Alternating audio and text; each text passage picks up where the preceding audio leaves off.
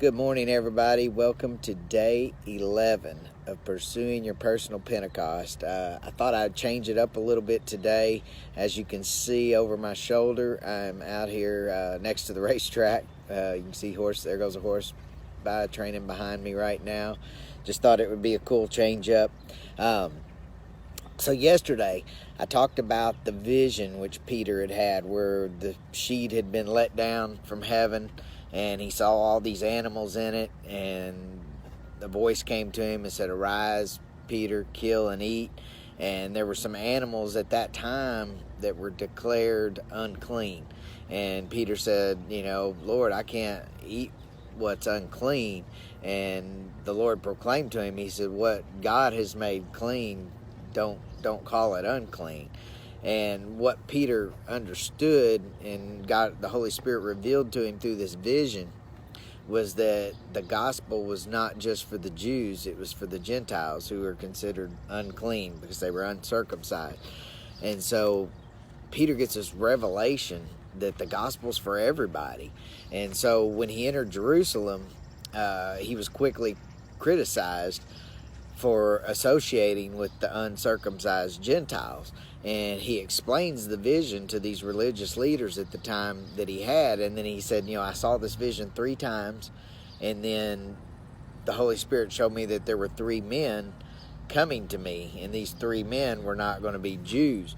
And so he said, when I began to speak to them, the Holy Spirit fell on them as well.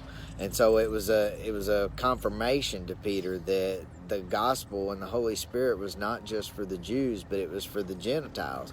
And it goes on in verse 17, it says, he says, if God gave the same gift to them as us, then who am I to stand in the way?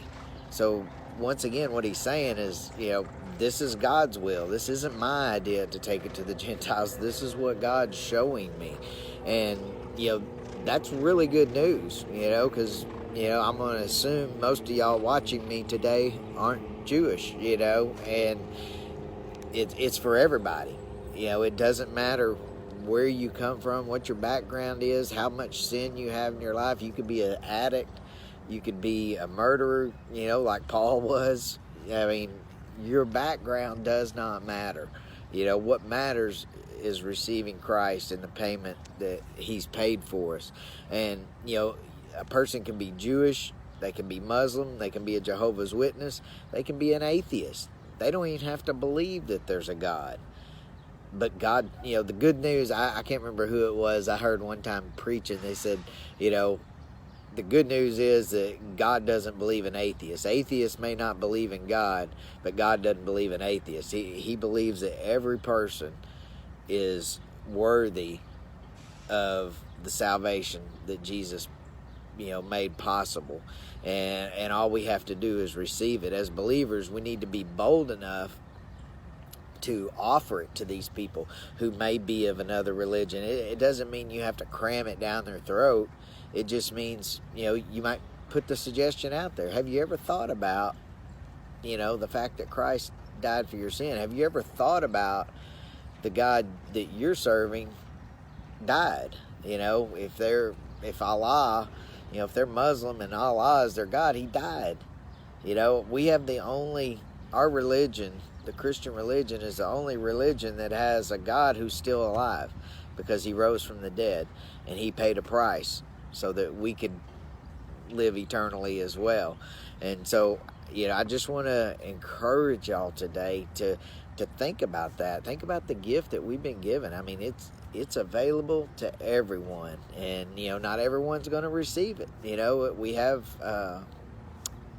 that free gift of making the choice ourselves. God's not going to force it on us. It's left up to us to decide whether we want to receive it or reject it.